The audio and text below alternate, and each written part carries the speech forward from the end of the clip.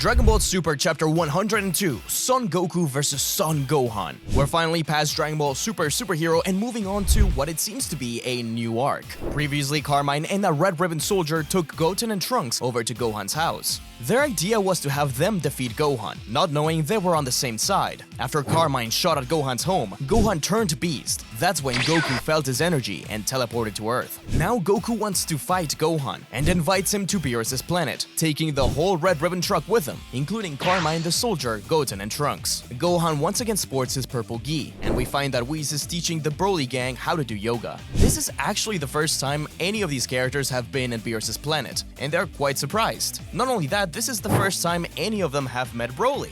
Sadly, we don't get an actual interaction between them, except for Broly reacting when told these are Goku and Vegeta's kids. Goku wants to fight right away, wondering what exactly he felt. Was it Super Saiyan 2 or maybe 3? Gohan reveals that it was neither, it was actually Beast. It's already been some time since Superhero happened, and Gohan reveals that it was Piccolo that named this form. I think that's quite appropriate, since Gohan named Orange. Goku also wants to fight Piccolo's new form. It seems like everyone is evolving in power, so Vegeta wonders if Trunks did a good job during the fights against the Red Ribbon Army. Vegeta wants to see just what Trunks is made of, so he tells Goku to have Goten and Trunks fight Gohan first, and the kids are actually excited to do it, even telling the Red Ribbon Soldier to record it. Gohan begins the fight as a Super Saiyan while Goten and Trunks fight with their Great Saiyaman outfits, and they start to do all these flashy moves, and we get a few cool techniques, including the Cyclone-style Tornado Double Hurricane, a move they used previously in their own little arc. But everyone reprimands them for wasting too much power, wasting too many moves, and the fact that they're wearing masks isn't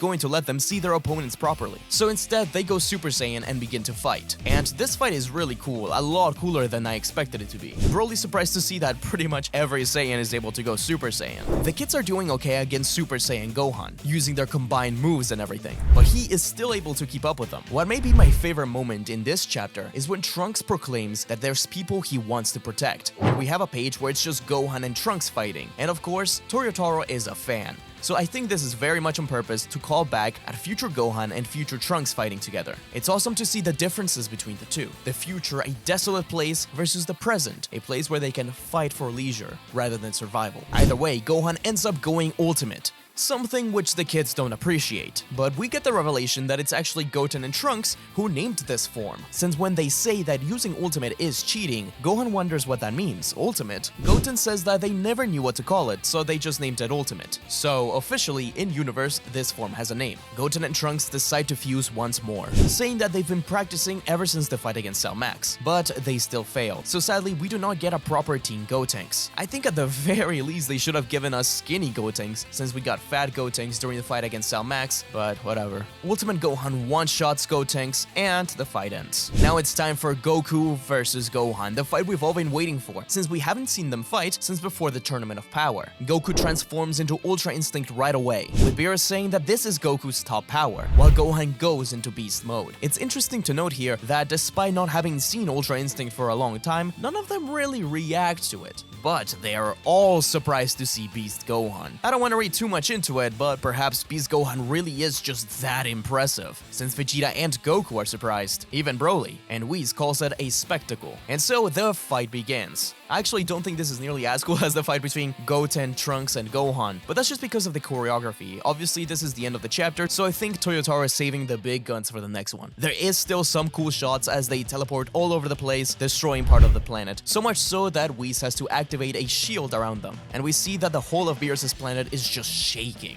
while Beerus is getting quite upset. And that's the end of chapter 102. It's quite a fun chapter, and it's so nice to finally be out of Superhero. Obviously, we've been out of it since the previous chapter, but the last one was a lot more low-key. It seems like they're really pulling out the big guns this time. I also want to point out that Toyotaro actually forgot to put the pupils for Beast Gohan, so he doesn't have them throughout the entire chapter. People were speculating that this could be Gohan just not fighting at full power, but Toyotaro already confirmed that he just forgot, which is honestly the most Toriyama thing he's done in a while. I'm really looking forward to see what the next chapter is going to give us. I hope we get to see a lot more of Gohan versus Goku.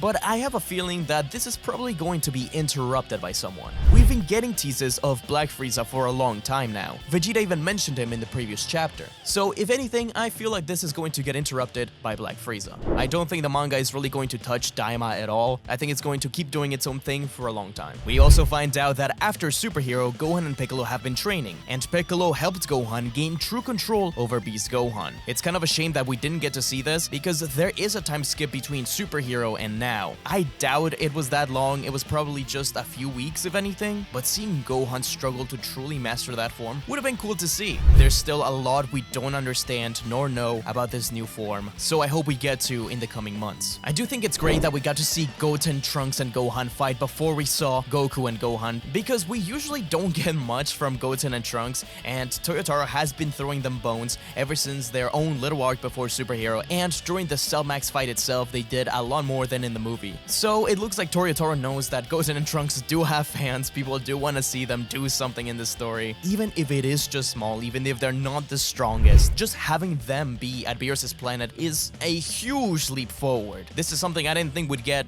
in a million years at this point, since we're so close to the end of Z, and we barely get stuff like that, so it looks like Toyotaro is trying to correct some of that. The only thing I kinda don't like about this fight is that Gohan kinda acts like he's above all the Great Saiyaman stuff. He was still doing that kind of thing in Dragon Ball Super, and I know more than likely he's just retired from that, but it kind of feels like he's looking down on Goten and Trunks for doing what he did when he was a teenager, especially in the moment where he says that they shouldn't be wearing helmets. Of course, he's talking from experience here, but it's kind of strange that Toyotaro doesn't have Gohan say anything about the Great Saiyaman, because this is, from the grand scheme of things, kind of a big deal, right? This is the original Great Saiyaman fighting the new generation of the Great Saiyaman. Either way, I'm just glad that the new generation takes stage for this one chapter. I will say that I think it's pretty obvious that everybody who's behind Dragon Ball Super at this point knows what we want. So that's why they keep ringing us along, right? Like, we want Teen Gotenks. So every time we see Goten and Trunks fuse, we're gonna expect it, and they're still not giving it to us. It's like they're dangling a carrot right before us,